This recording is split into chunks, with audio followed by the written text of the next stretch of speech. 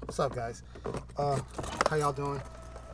Running a tad bit late for my meeting that I have and things for today. Can't really talk about what's going to happen today.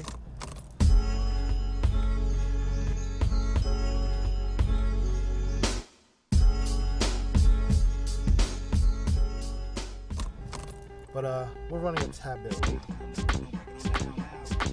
Yeah. What are you doing? Just chill out. But either way, we're heading to Manhattan for this little rendezvous that we have. You know, some big things coming in the future. I don't want to talk about it now because obviously, you know, Bifu loves doing major announcements, and we like doing it in a big way. So either way, I guess today we could talk about, you know, the relaunch of this lovely vlog that we have. We're gonna start doing it either in the car or wherever the hell we're at. So let's go back into let's go over some of the things that's happened in 2017 already. Okay, you know, we brought in a new president, you know, Trump, the dictator. I'm not going to start talking about that because that's a topic I'd rather not talk about. We got a drone that we started using with our broadcasts, which we are really happy to actually use now because, you know, we can get a lot of aerial shots and things like that. There will be more added to these broadcasts and things like that using the drone, as well as some other things that I plan on picking up. Started a GoFundMe. It's still actually open. It's gofundme.com/addinggear. We signed a major TV distribution deal where basically we whatever we broadcast stays exclusive to Twitch and stuff like that, but afterwards we are allowed to have it rebroadcasted via the SPI international networks, which is available pretty much everywhere but in North America. Let's see. And I mainstreamed a couple of big events this year. Starting off last year, we did NEC. This year, we did Winter Brawl. We did Final Round. We kicked off the Red Bull Proving Grounds tour, which is in 2 seasons. So if you don't know about that, you should go check it out. But this vlog is not going to be all about FGC stuff and things like that. This is going to be about, you know, our regular day-to-day stuff and whatnot. Just putting that out there. We also announced that Apex 2017 will not be happening. That hurts my heart, but we do love the encouragement that we get in private messages and things like that from Reddit, Discord, Twitter, and all that other stuff. We thank you so much for showing us how much you guys loved Apex 2016. And as much as we would love to do Apex 2017, it's a real tough uphill battle, something that, you know, we can't face right now. But in other news, we're back. I got a lot of things on the table. Working a lot with Sony Music. Going to be doing a lot of things with them. Going to be doing a lot with other people, you know, like the Microsoft Store and things like that.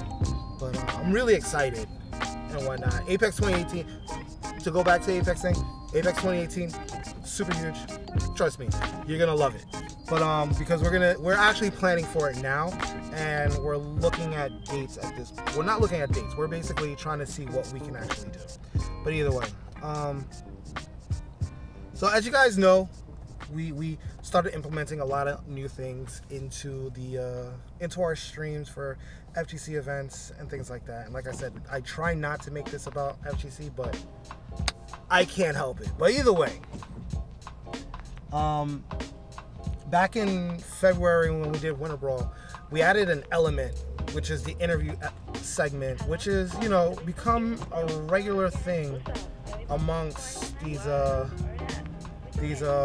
streams like E-League and ESL and all these other things and whatnot. So if you've been like paying attention to that stuff, you've seen that, you know, they do interviews, post-match interviews and stuff like that, pre-match interviews and things like that. And that's something we were trying to, you know, add into some of our regular tournaments Because I feel like, why should a major company have to come in and do this stuff when, you know, I have the manpower now to actually do this stuff? And yes, we here at Bifuteki, we're kind of expanding our production team, so, you know, we could do some great things. But either way, let's talk about production now. I get a ton of questions about people asking me, oh, should I use this? Should I do this? What is this viable? Can you do this? Can you do that? Can you do this? Can you do that? And a lot of times I'm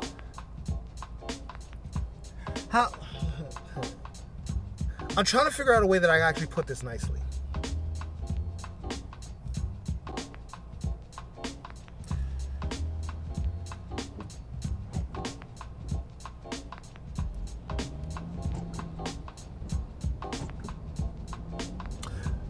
So let me put it to you this way.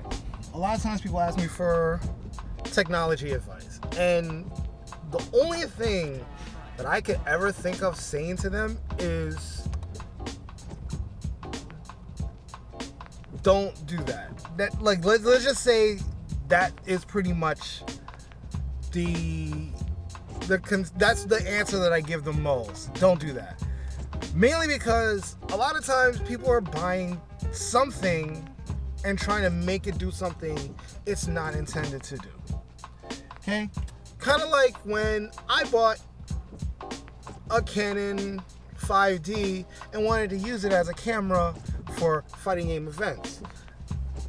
Yeah, the camera's a fucking godlike ass camera, but at the same time, there is delay. There's noticeable delay. So my problem with that is, do you delay the audio? Do you delay all of the audio? Do you just delay the commentary audio? But if you delay the commentary audio, you're delaying the reactions to something actually happening on stream and stuff like that. So for me, it's kind of like, that doesn't work for me.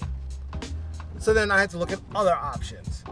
But I basically bought these GoPros, started using them. I'm actually going to start using them again because I feel that they're viable. After paying close attention to some things and trying to do this and trying to do that, I've actually come up with a great idea. Since we're doing head-to-head at these events, I've come up with a great idea to get this to work properly, since the camera can just sit right in dead in the middle of the monitor, and the players normally sit dead smack middle of the fucking monitor. Why not just do that? So that's what we're going to be doing from now on. But I get a ton of questions about people asking, can I use this camera as a webcam? And I'm sitting there, I'm like,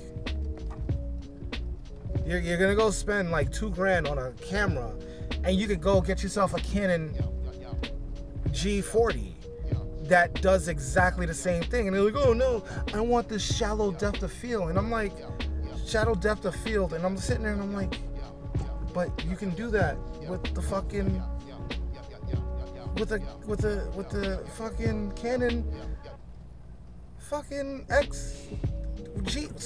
with the G fucking 40, 30, all that shit. Just set the focus so that it just focuses on you and it blurs out the fucking back.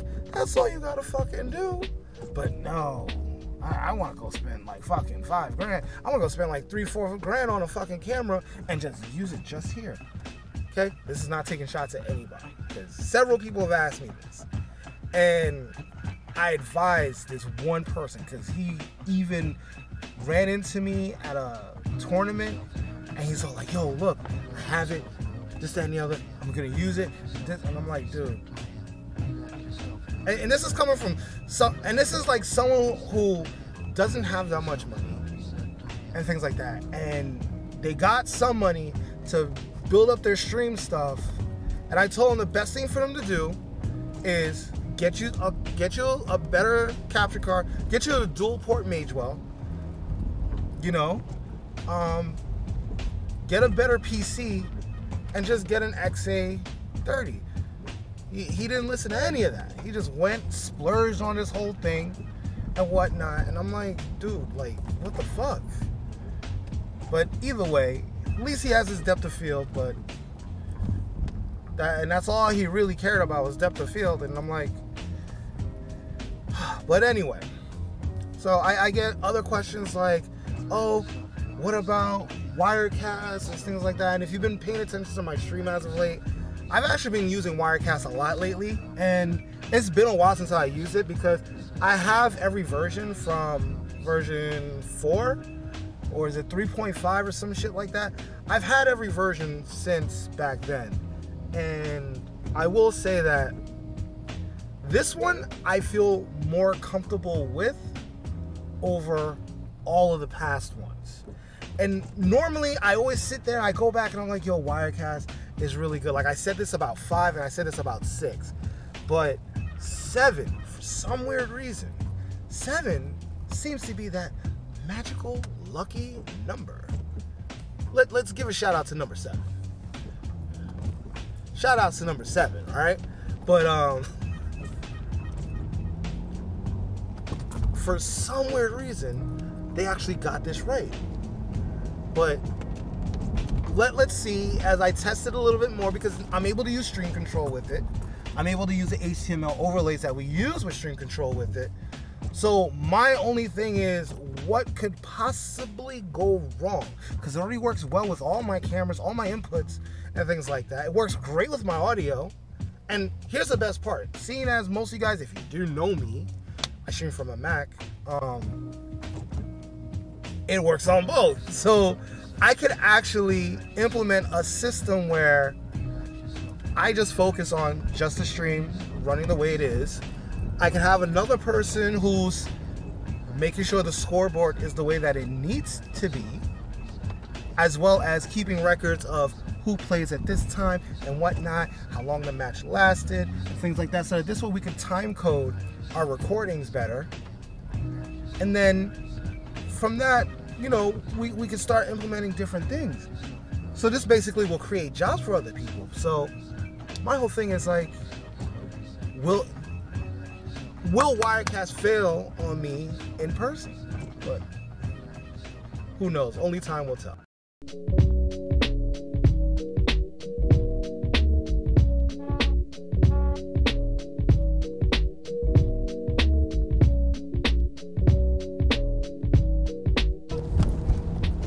Okay, so as you can see, like during rush hour here in New York, a lot of times tempers flare and shit like that. But like a lot of people are like aggravated, they want to get home, it's wet outside, they just want to get home, you know, probably go home, watch Ladies Night on fucking Twitch, you know, twitch.tv/Bifuteki for Ladies Night. Make sure you check that out. But like some people are just like in a rush. This dude just crashed his Mercedes into a Bentley. So it's like, whose insurance premium is gonna go up for that? But either way, I'm still traveling, guys. Still traveling.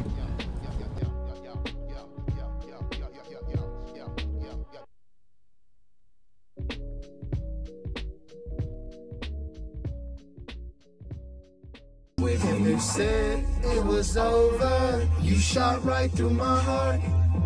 Why you let these hoes tear what we have right apart? Ooh, I was so mad. Cause it's coming right from the start. You should beware, beware, beware of a woman with a breaking heart.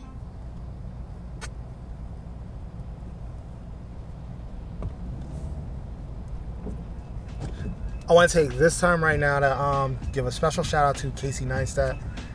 If you guys don't, you guys should follow this man. This man is very entertaining. His vlogs are fucking great.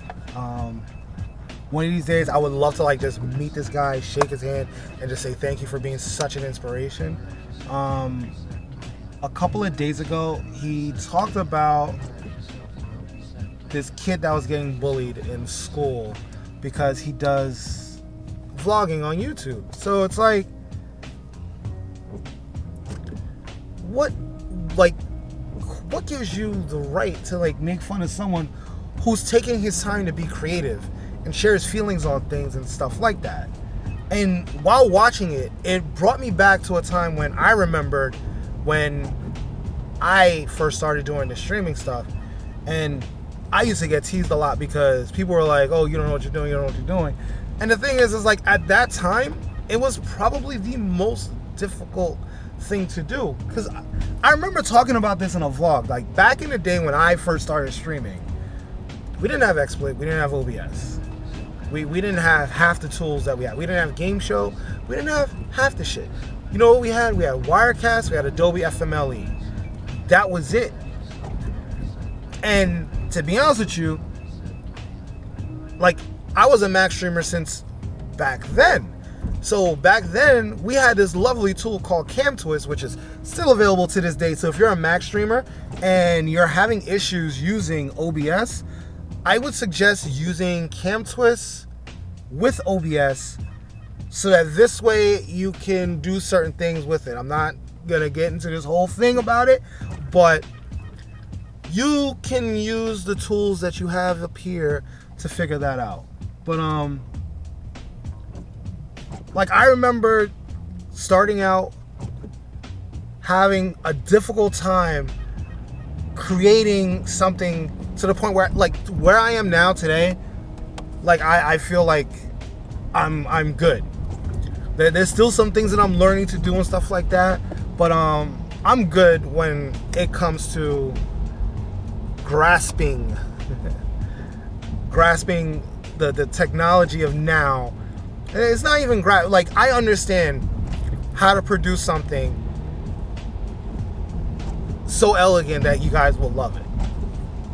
But back then, I remember getting teased. People make fun of me. Oh, he doesn't know what he's doing. Blah, blah, blah, blah. And the thing is, it's like, I feel like at this point now, like, at first it was Stream Monsters. Stream Monsters don't even do it anymore. Now I realize that it's other content producers in my line of work that does it. And to be honest with you, I think it's probably like 3 of them that do it at this point. Don't need to name them. But you guys know who they are. You know, like, they sit there, they talk all this crap about you, they hate on you and stuff like that. There's some people who I've met at New York streamer meetups here. You know, we have a New York streamer meetup group. There's some people who I met here who didn't take the time to, like, check to see, like, how long I've been doing this. I've been doing this longer than he's probably even thought about reporting on streaming and stuff like that. So, like, and another thing is like, if you got an issue with me, like, I'm probably the most approachable person. Like, people come and sit and talk with me while I'm streaming events. Like, I found around several people. Like, I always have myself out in the open, so that if somebody wants to come sit right here, sit right next to me, they can. If they want to sit next to me, perfectly fine. I don't object to people coming and sitting and talking with me, because at this point right now, like, it's easy. Back then, yo, let me tell you something. Back then, if Wirecast crashed on you, FMLE would just fucking do whatever. Nowadays, it's like, you know, like, XSplit is to the point now that things is great because, you know, we got Spooky working over there, and Spooky and Offcast and Farp and Armando, all these guys are over there doing great work, making sure that these programs work fucking great.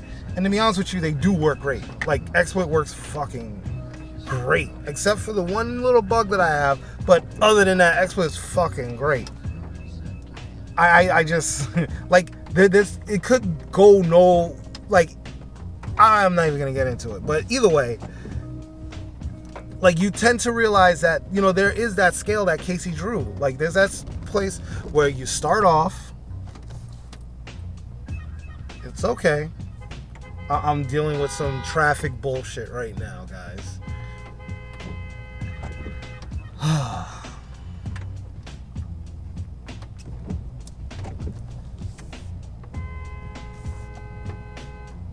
So there's a car back there that won't move. He won't move at all. Like, the lights turn green back there.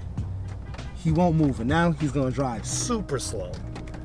And I'm gonna go through this light, because I'm late as it is. So, fuck all that shit. But either way, back to what I was talking about. XSplit is in such a great way that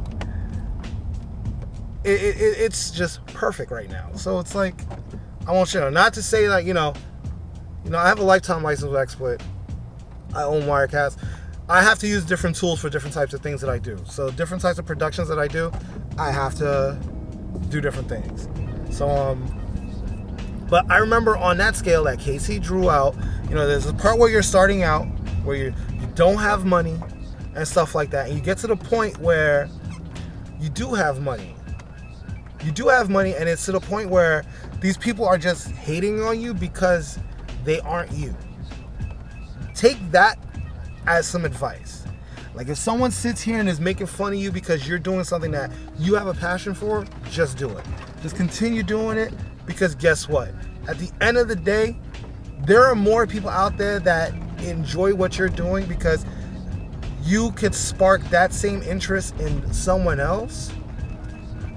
Like, perfect example, me doing these vlogs sparked a couple of friends of mine within the FGC community to start doing vlogs. It sparked the interest of some other streamers that I've met at the New York Streamer Meetup to start doing vlogs, because they appreciate some of the things that I've said, and they're like, you know what, I should pass this knowledge on, or I have some knowledge that I would like to share.